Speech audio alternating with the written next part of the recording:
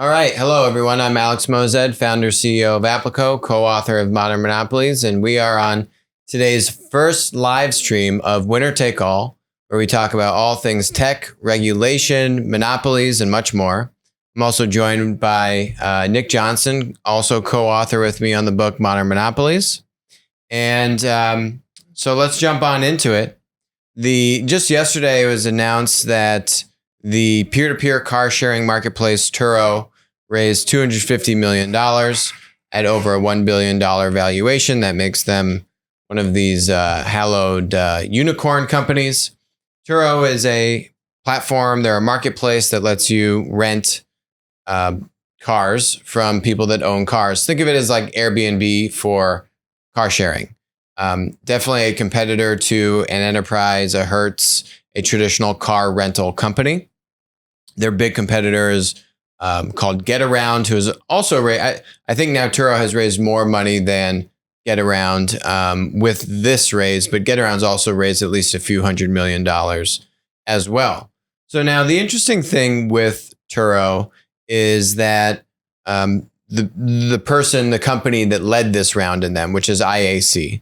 And if you don't know who or what IAC is, they're basically a conglomerate founded and run by a guy named Barry Diller, who is a multi-billionaire.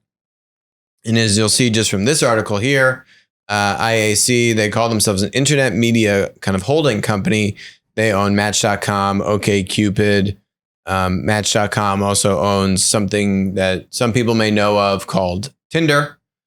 And but that's actually not even doing IAC credit. I think a lot of people have given recognition to certain VC investors that have really understood platforms, maybe like Benchmark, Andreessen, any other like VCs come to mind that Union Square Ventures, that really maybe first round firms that really understand how to invest in platforms, how to make platforms successful.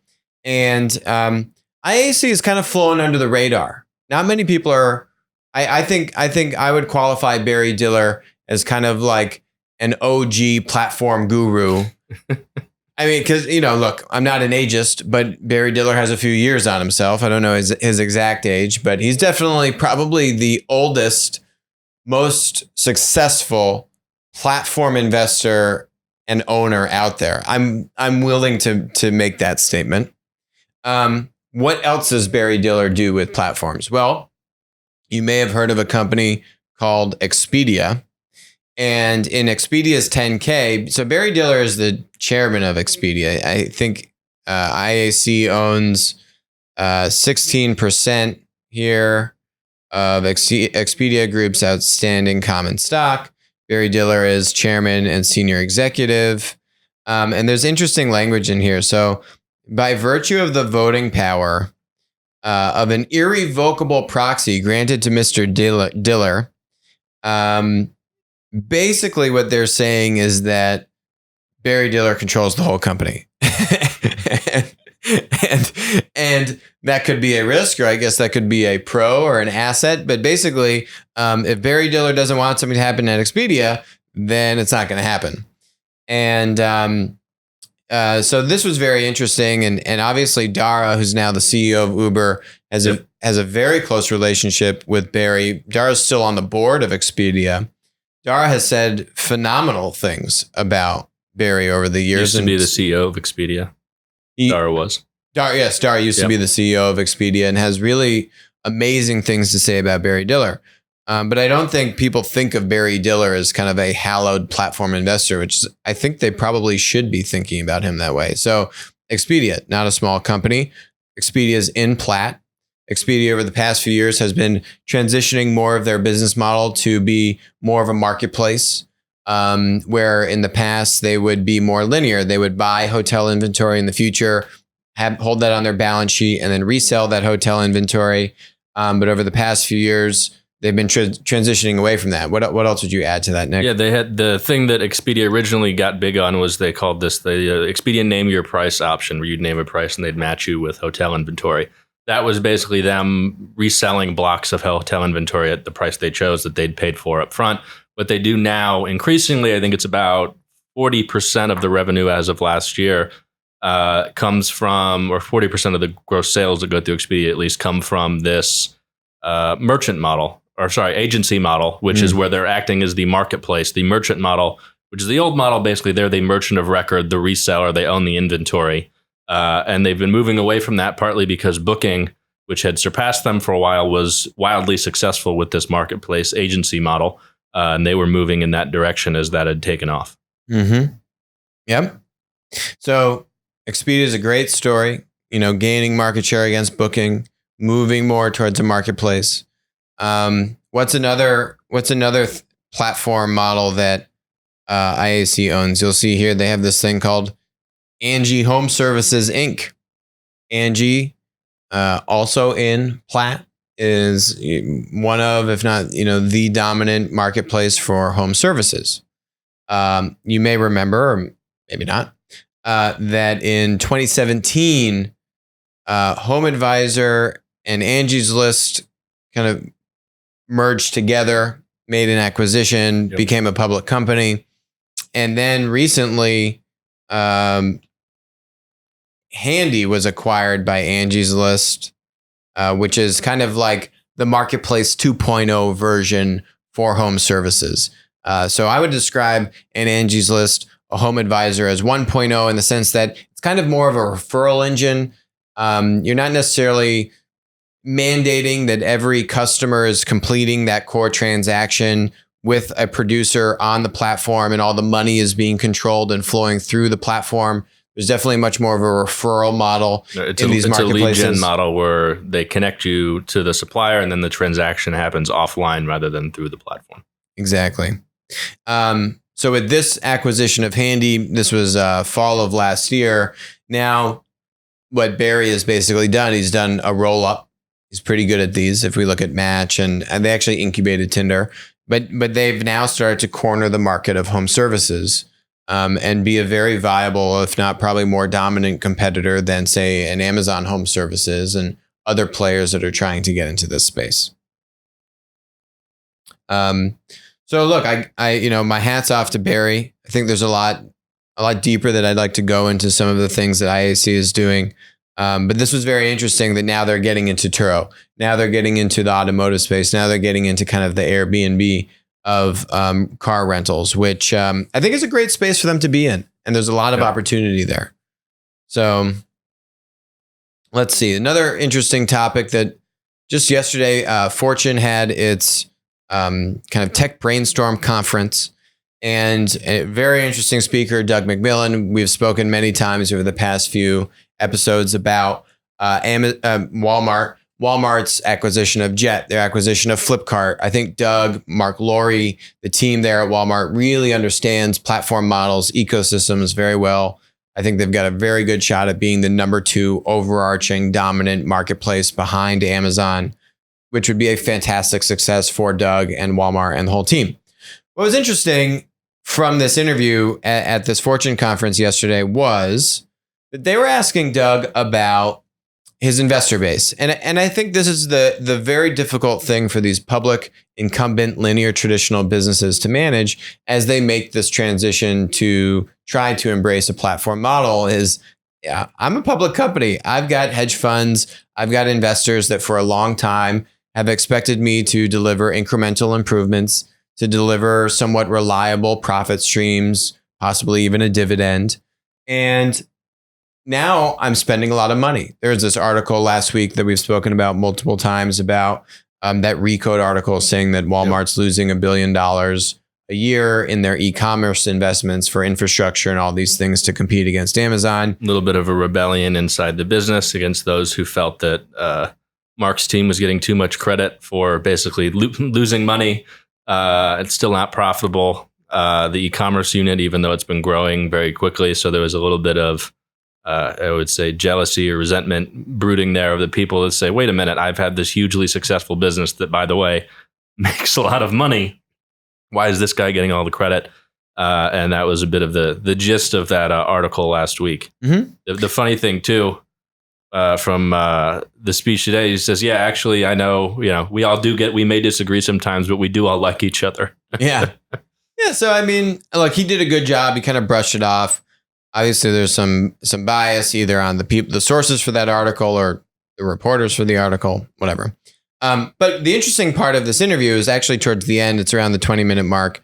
And they ask him about having the Walton family as still being dominant shareholders in the company. And this is you constantly hear this from public companies that are trying to innovate or are trying to really quote unquote disrupt themselves.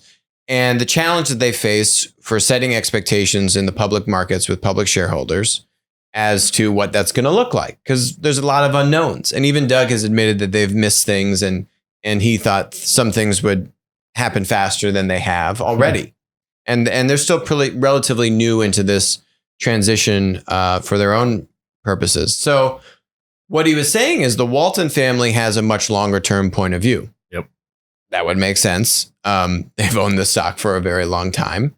And I think that's actually a huge advantage, assuming that the family owner does have that longer term point of view. Hopefully, more often than not, a family owner like that would have a longer term point of view. Right, versus public market investors often have a 2 to 3 year time horizon. Walmart is a little bit lucky in the sense that they're a huge public company, but also to a certain extent, still part family owned to a significant degree. So they have that, one of their biggest shareholders has that long term orientation, which certainly helps. It helps a lot.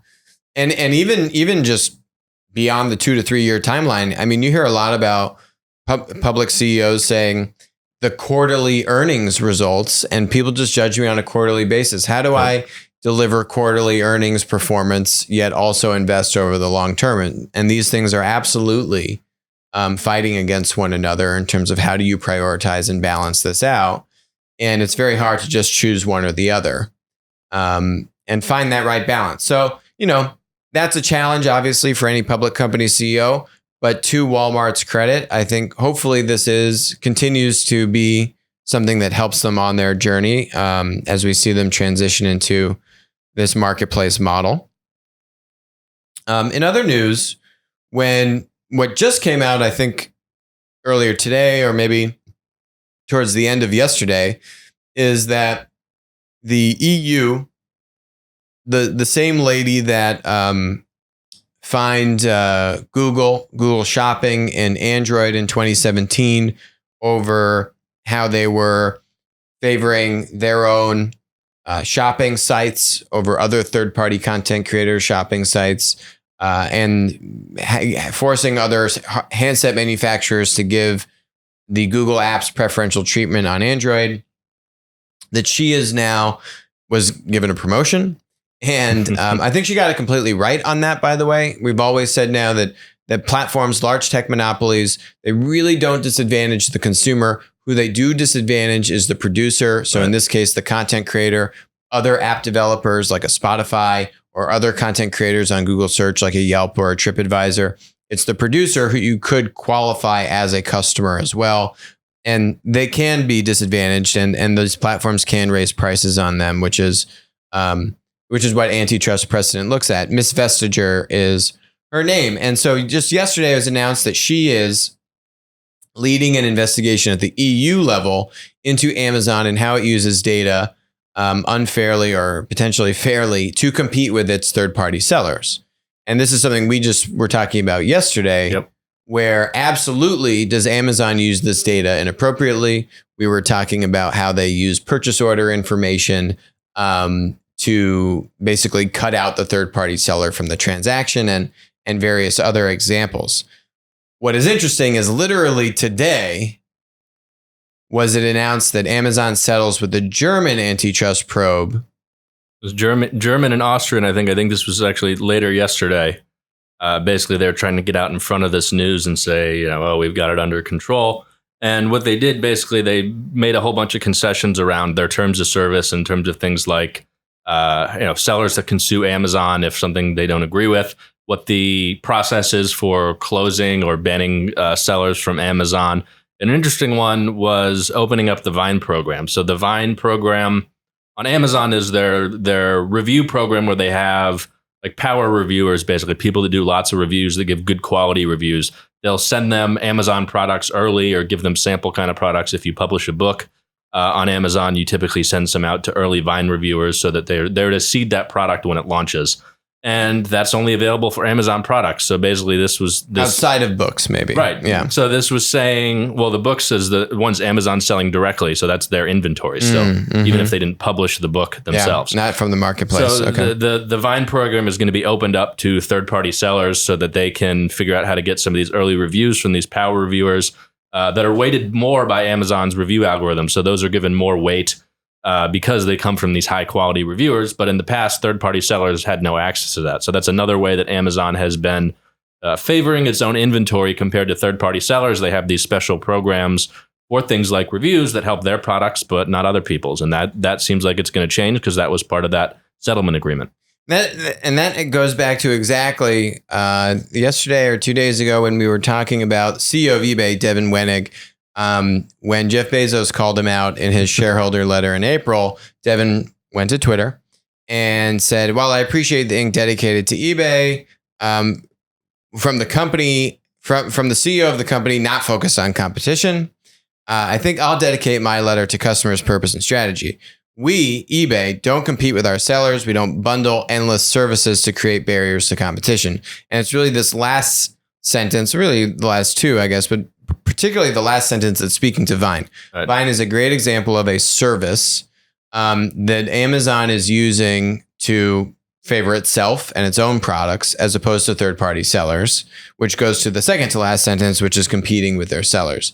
And there are lines here, and that's what they're getting at, that they cross. Pretty solid subtweet there from eBay.